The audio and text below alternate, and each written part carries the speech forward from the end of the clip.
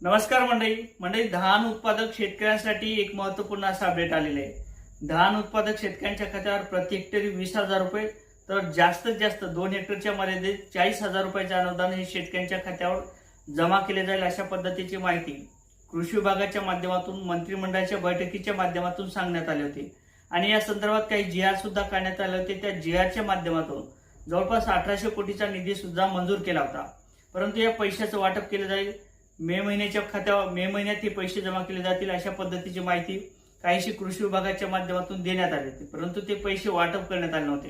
कारण तर जे काही शेतकऱ्यांच्या माध्यमातून असेल किंवा ठेकेदारांच्या माध्यमातून असेल काही प्रमाणात चुकीची माहिती देण्यात आली होती। यामध्ये ई पीक पाणीच्या माध्यमातून चुकीच्या पद्धतीने माहिती दिली किंवा पडी जमीन असेल त्या ठिकाणी सुद्धा ई पीक पाणीच्या माध्यमातून त्या ठिकाणी धान उत्पादनाची जी काही नोंद असेल ती केलेली होती। काही ठिकाणी घर बांधकाम झालं होतं, अशाही जमिनीवरती त्या पद्धतीची माहिती देण्यात आली होती आणि वन विभागाची काही जमीन असेल त्या वन विभागाच्या जमिनीवरती सुद्धा ई पीक पाणीच्या माध्यमातून चुकीच्या पद्धतीने माहिती देण्यात आली होती। याचाच पाठपुरावा करत असताना कृषी विभागाच्या माध्यमातून काही पडताळणी केलेली होती, म्हणजे काही कागदपत्राची छाननी केली होती। यामध्ये कोणते शेतकरी खरंच पात्र आहेत, कोणते शेतकरी अपात्र आहेत